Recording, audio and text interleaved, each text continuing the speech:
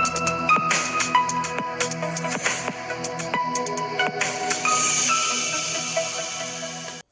Friends, എല്ലാവർക്കും മറ്റൊരു പുതിയ വീഡിയോയിലേക്ക് സ്വാഗതം. It's me Akhil Satheesh and welcome to Akhil Satheesh world.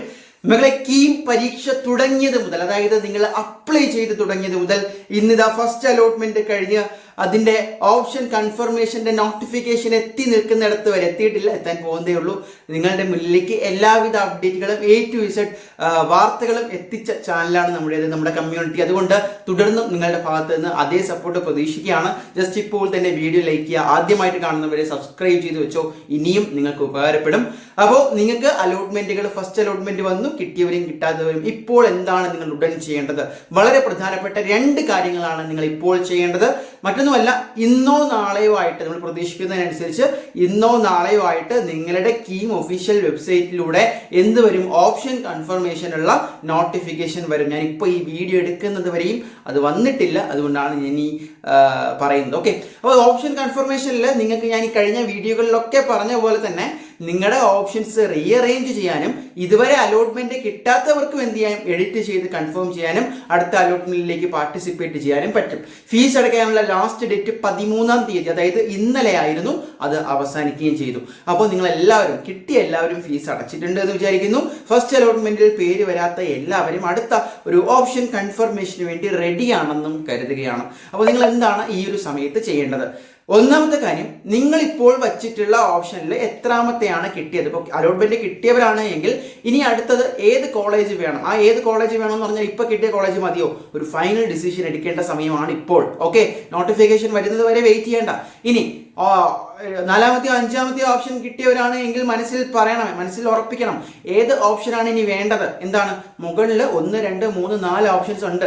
അതിൽ ഏതാണ് താൻ കൂടുതൽ പ്രിഫർ ചെയ്യുന്നത്? ഇപ്പോൾ മൈൻഡ് മാറിയിട്ടുണ്ട്, അല്ലെങ്കിൽ ആ കോളേജിലെ സീനിയർ പറഞ്ഞതുകൊണ്ട് ആ കോളേജ് വേണ്ടേ? അത് ഇപ്പോൾ നിങ്ങൾ ലോക്ക് ചെയ്യണം എന്നുള്ളതാണ്. അതിനനുസരിച്ചായിരിക്കണം ഇനി ഓപ്ഷൻ കൺഫർമേഷൻ സമയത്ത് മുകളിലോട്ടുള്ള ഓപ്ഷൻസിൽ ഏതൊക്കെ ഡിലീറ്റ് ചെയ്യണമെന്നും അത് ഏത് ഓർഡറിൽ അറേഞ്ച് ചെയ്ത് കൺഫേം ചെയ്യണമെന്നും നിങ്ങൾ തീരുമാനിക്കേണ്ടത്. ഇനി അലോട്ട്മെന്റ് കിട്ടാത്തവരാണെങ്കിൽ ഒന്നുകൂടി ചിന്തിക്കണം. അലോട്ട്മെന്റ് എന്തായാലും വന്നിട്ടില്ല, അപ്പോൾ വച്ചതിലും എന്താണ് കിട്ടാൻ സാധ്യതയില്ലാത്ത ഓർഡറിലൊക്കെയാണ് വച്ചത്. റിസർവേഷൻ എന്തെങ്കിലും ഉണ്ടോ? അടുത്തതിൽ മുകളിലോട്ടുള്ള എന്തൊക്കെ ഡിലീറ്റ് ചെയ്യണം, ഏത് ഓർഡറിൽ വെക്കണം എന്നതും നിങ്ങളൊരു ഡിസിഷൻ എടുക്കണം. അതിനനുസരിച്ചായിരിക്കണം ഡിലേ ഇല്ലാതെ നിങ്ങൾ എന്ത് ചെയ്യേണ്ടത്? കൺഫർമേഷൻ ഓപ്ഷൻ വരുമ്പോൾ തന്നെ കീമിന്റെ ഒഫീഷ്യൽ വെബ്സൈറ്റിൽ കയറി ആ ഓർഡറുകൾ മാറ്റി സേവ് ചെയ്ത് കൺഫേം ചെയ്യേണ്ടത്. ഇത്രയും മൈൻഡിൽ ഉണ്ട് എന്ന് വിചാരിക്കുകയാണ്. അങ്ങനെയെങ്കിൽ ഒരു പ്രധാനപ്പെട്ട മറ്റൊരു കാര്യം കൂടി ഞാൻ പറയാം. ഇനി നിങ്ങൾ ചെക്ക് ചെയ്യേണ്ടത് ഫേസ് 2 അലോട്ട്മെന്റ്, 2025 ഫേസ് 2 അലോട്ട്മെന്റിലെ എന്താണ് ലാസ്റ്റ് റാങ്ക് കട്ട് ഓഫ് ആണ്. അത് നിങ്ങൾ നോക്കുമ്പോൾ നിങ്ങൾക്ക് വലിയ രീതിയിലുള്ള വ്യത്യാസം ചില കോളേജുകളിൽ, ചില കോഴ്സിൽ നിങ്ങൾക്ക് കാണാൻ പറ്റും. അപ്പോൾ നിങ്ങൾ എന്താണ് ചെയ്യേണ്ടത്? ഇപ്പോൾ ഓൾറെഡി നമ്മുടെ കീമിന്റെ ഒഫീഷ്യൽ വെബ്സൈറ്റിൽ ഫസ്റ്റ് അലോട്ട്മെന്റ് ഫേസിന്റെ റാങ്ക് കട്ട് ഓഫ് കിടപ്പുണ്ട്. അതും ഇതുമായിട്ട് കമ്പയർ ചെയ്ത് അടുത്ത അലോട്ട്മെന്റിൽ, അതായത് അടുത്ത സെക്കൻഡ് അലോട്ട്മെന്റിൽ ഏത് തരത്തിൽ വെച്ചാലാണ് തന്നെ വിളിക്കാൻ, തനിക്ക് അലോട്ട്മെന്റ് കിട്ടാൻ സാധ്യതയുള്ള ഓപ്ഷൻസ് അല്ലെങ്കിൽ കോമ്പിനേഷൻസ്, കോളേജും കോഴ്സും മനസ്സിലാക്കാനുള്ള സമയമാണ്. അപ്പോൾ ഇത് സ്ട്രാറ്റജിയാണ് പക്ക.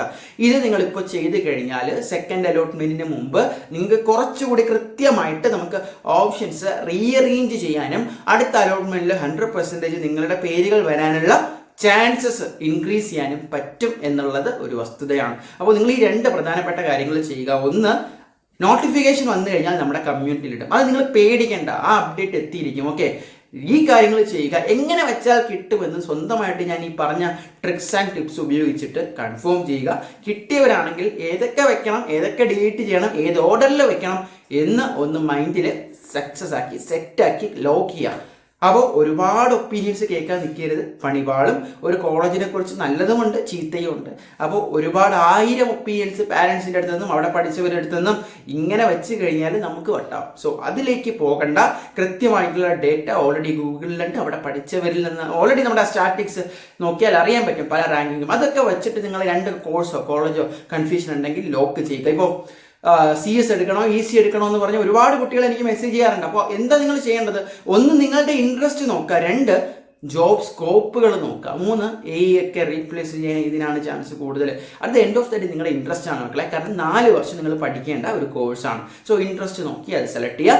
ഉപകാരപ്രദമായി എന്ന് വിചാരിക്കുകയാണ്. വീഡിയോ ഇതുവരെയും ലൈക്ക് ചെയ്യാത്തവർ ലൈക്ക് ചെയ്ത് വിടുക. കാരണം മാക്സിമം പേരിലേക്ക് എത്തണം. സോ മറ്റൊരു വീഡിയോ ആയിട്ട് കാണാം. ബൈ.